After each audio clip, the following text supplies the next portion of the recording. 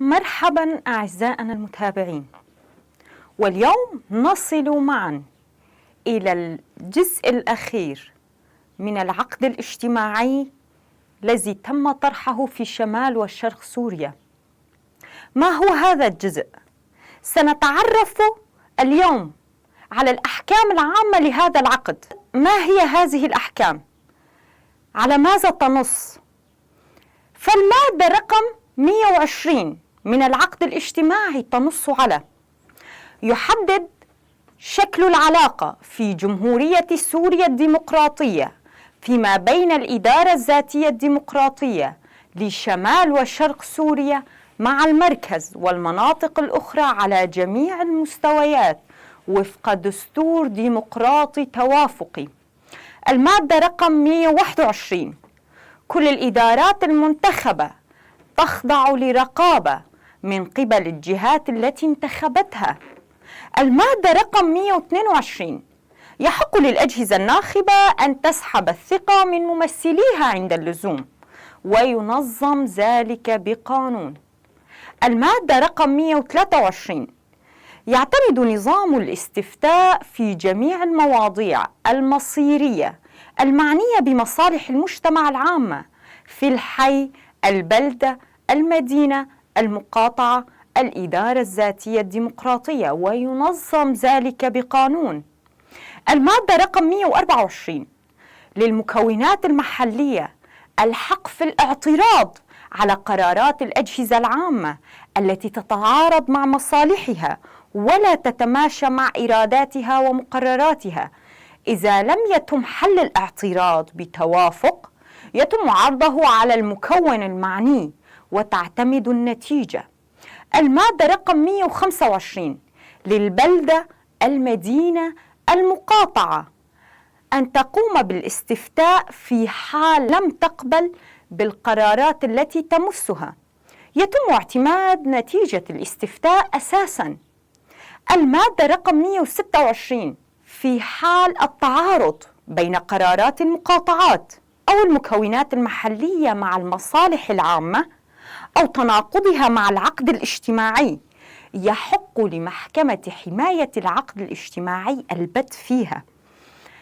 المادة رقم 127: يسمح بالاستثمارات الخاصة غير الاحتكارية التي لا تضر الاقتصاد المجتمعي البيئي، وينظم ذلك بقانون.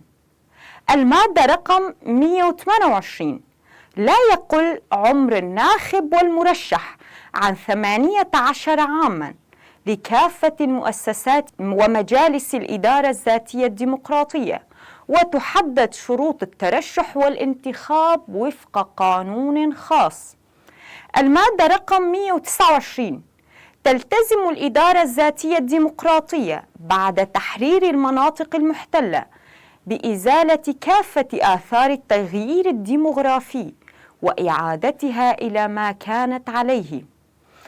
المادة رقم 130: المجالس الشعبية تعلن حالات الطوارئ حسب الظروف الاستثنائية.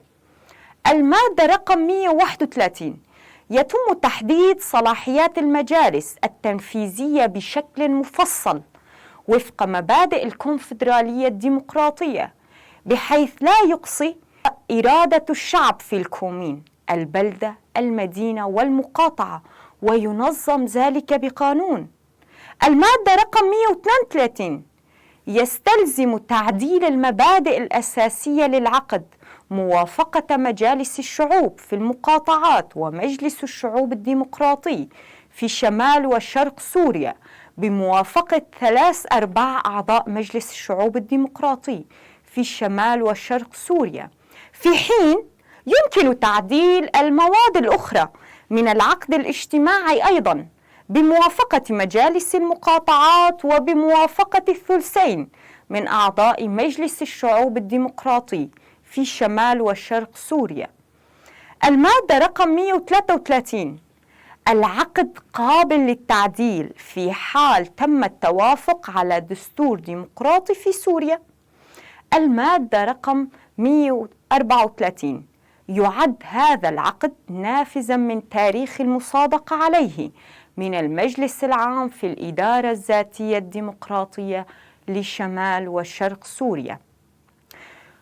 إلى هنا أعزائنا المتابعين نكون قد أكملنا سلسلة العقد الاجتماعي الذي تم طرحه في شمال وشرق سوريا. على أن نلقاكم بفكرة جديدة. لا تنسوا متابعتنا. دمتم بخير.